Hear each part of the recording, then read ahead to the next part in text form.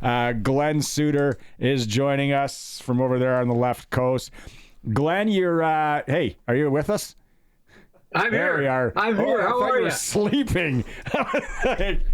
Hopefully. No, you know what I thought I'd do? I maybe sprinkle a little on the World Juniors. I heard you debating the over and under, and I'm thinking, yeah, that might be fun. There you go. Cool bet. I can send you even a $50 free play if you really want. So you're all dressed up. Are you going out for a catered affair tonight or something? No, I'll be in bed before the midnight hour, and I used to really get behind the turnover. In fact, I used to say, "I'll see you on the other side" to all my friends or family or whatever. You know, Sounds morbid. It was kind of that big a deal. At 12 o'clock, we turn the calendar over. It's a brand new year. You know, a new start, a way to improve. All those things. As an athlete, I was always thinking, how do I improve? And so it was a big deal. So I always wanted to go out and celebrate, whether that be down at the Roxy in Vancouver or wherever as a kid. Now my kid plays down there. But, yes. I was in the last 4, 5, 6 years, it kind of just became another night. Yeah. Well, that is, it's overrated. And I think for my wife and I, it was probably about 4 years ago where we finally said, screw it. Like, we'd always be like, oh, we're losers. Like, we have nothing planned for New Year's. And you realize when you get to that age, maybe that age is like 25, that, who cares? It's like, it's more of a bigger deal, I feel, in that early bar. And then, hey, Y2K was a wild ride. If anyone that was in the bar scene when that was all going down, because you had no idea what was going to happen. Was the earth going to blow up tonight? I've got a permanent scar from that night. Oh, moving your computer? Trying to get it in a backup generator? Saved a girl from falling on a broken bottle. Oh. The other thing, guys, is it becomes... it's become over the last decade probably so expensive now. Like bars and restaurants used to just add more stuff and not more cost, really. And, you paid your $20 to get in or whatever, and then it was your first drinks were free and all that. Now, you're paying a ton of money to just go to a regular restaurant. They're increasing prices. So, and I'm not, I hope people go and enjoy themselves and have fun. And if you like to celebrate, go out and have a great dinner and all that. I mean, kick it off in a good way for sure. But I think the cost of living now, and that all weighs into this as well. Your take when you find out that the Saskatchewan Roughriders traded for Jake Maier?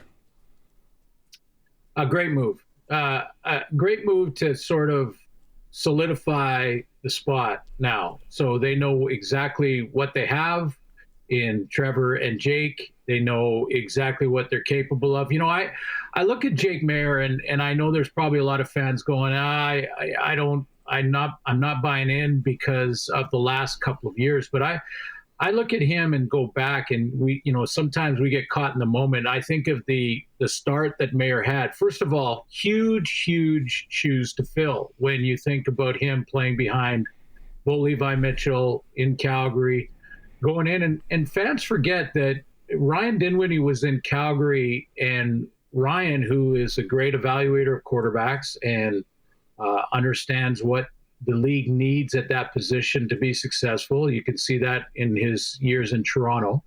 And he was the guy that went out and wanted to get Jake in Calgary and put him on the neg list and get him there. So that's a guy who knows how to evaluate the quarterback position.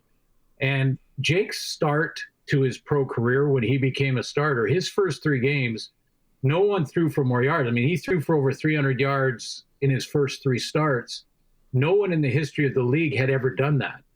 So he comes out of the gate in a big way. He reminds me a little, not completely, but he reminds me a little of Zach Collaris's, his journey. When you think of his start, he played behind Ricky Ray when he was a rookie. Ricky Ray, again, another big name legend. Then he goes in and has some early success, early wins. I'm thinking about back in 2013, 2015, and, his career is just arrow up all the way. Then he has his injury problems. Now, Jake hasn't had injury problems, so that's where it's a little different. But he has his injury problems and then has to restart. I mean, Zach ends up going to Saskatchewan and plays pretty well there, but then the injuries come up again and people start to question that. So, a combination of guys that started their career in the CFL behind legendary guys, Ricky Ray and Bo Levi Mitchell, guys that started hot. And we could all see as guys that analyze the game, we could all see that they have the tools to be great. And then both now, for different reasons in some ways, have gone through downs in their careers where it's been a struggle. And certainly the last couple of years for Jake Maier it's been a struggle. And yet that potential is still there. Now, Jake has to write the final chapter, which would be one day, and not in this coming season or maybe the next two, but one day to be traded to that team or be on that team that gives him another chance. And then he can maybe take his run like the Bombers. And that's where Zach, has become a Hall of Famer. So, I really look at those two guys and I think their journeys are very, very similar and can be. Well, when leading up to this, I had to look up some stats, and if you look at Jake Maier's 2023, 62%, 4,244 yards, 19 TDs, 15 interceptions, quarterback rating 85.2. There's a very good comparison. If you look at Darian Durant in 2009, which was a great year in Rider Nation, minus the end of it, 60%, 4,300, 24 and 21. Like, Darian Durant is the preeminent quarterback of this franchise that's not named Ron Lancaster. Jake Maier could be that if given the opportunity. So do they sign him for more than 1 year, or do they give him a bridge contract?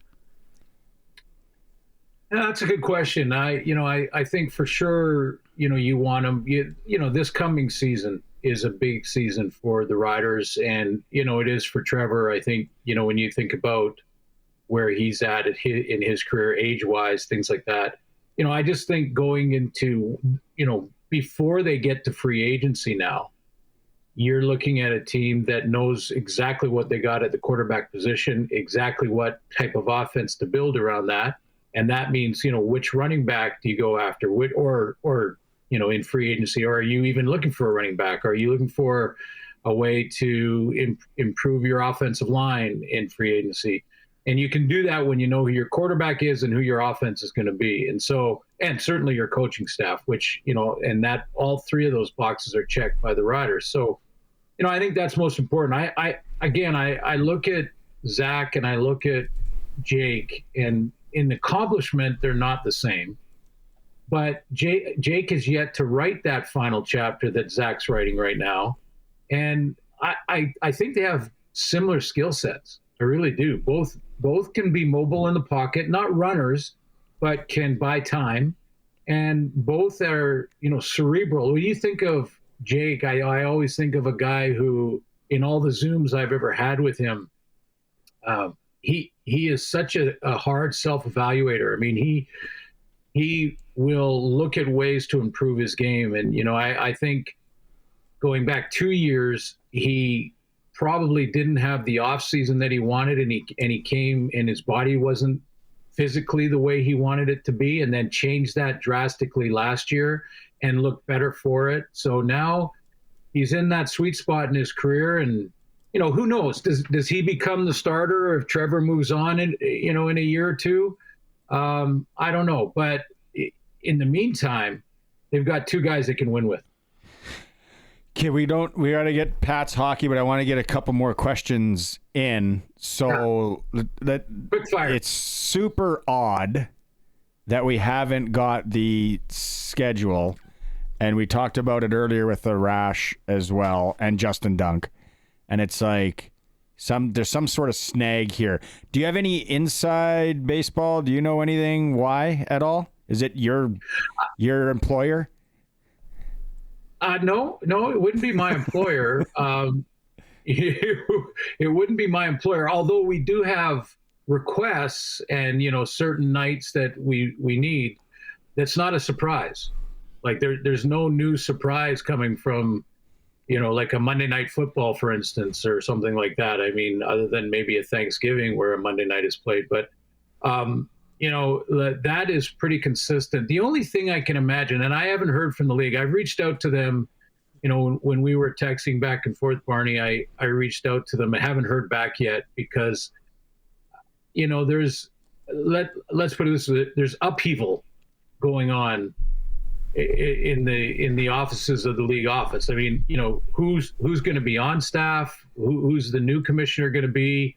Are some of the staff right now, and these are questions, I'm not suggesting I have inside information because they didn't get back to me yet, but I'm talking about just looking from the outside in, thinking they must be going, if there are some looking for new opportunities somewhere else, how much time can they be spending on the tasks at hand in the league office? That's the only excuse I could think of, because really there's no excuse. It should have been out before Christmas.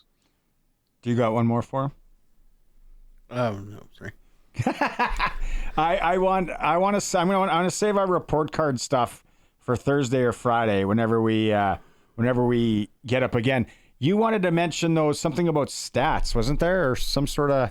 Well, as we turn the corner on the year, I reached out to Steve Daniels, the head stats guy in the league, and just asked him about some of the metrics that have been, again, arrow up for the league. I mean, the one thing I think back on the 24 season, the Grey Cup was an example of a one possession game with about 6 minutes left. It didn't turn out to be decided in the final three, but 60% of the games in 24 in the CFL were decided in the final 3 minutes. And, from an entertainment point of view, guys, that's off the hook great. Ratings were up substantially and have been trending that way in the last 2 years, averaging well over 500,000 viewers every single game. That's better than most hockey games. So, I'm just looking back at the 24 season, wanted to mention that the parity is outstanding unless you're gambling. Then it becomes, it's exciting if you've got $10 on a game and it's down to the wire for sure. But if you're on the wrong side of those close ones, that's hard to live with, isn't it, Barney? Well, right. I'm gonna let Sean Lemon answer that one. I gotta keep his name out of my mouth. God bless. He's not allowed, man. Yeah. I don't know where. Oh, it's Reykjavik right now. It's close to midnight. So try and find a Reykjavik channel on, and then you can watch the fireworks and pretend that it's midnight and you can celebrate, Glenn, because you said you're going to bed early here. You won't make anything in Canada. I'll be in bed well before midnight, guys. Hey, Happy New Year to everybody, and be safe. Be safe tonight. Yeah, we will. Thanks so much, Glenn. Happy New Year. That is Glen Suitor press coverage on the All New Sports Cage. Yeah. The Sean Lemon thing. Oh, Sean Lemon was in my inbox. He didn't like a joke I made about him and told me to keep his name out of his mouth. Well, he can come at me. Yeah. Find me. I don't know. I got a number of different messages on the inbox here that I haven't looked at yet. Maybe one of them is Sean Lemon. Yeah. Let's take a quick break. It is the Sports Cage, streaming at sportscage.com.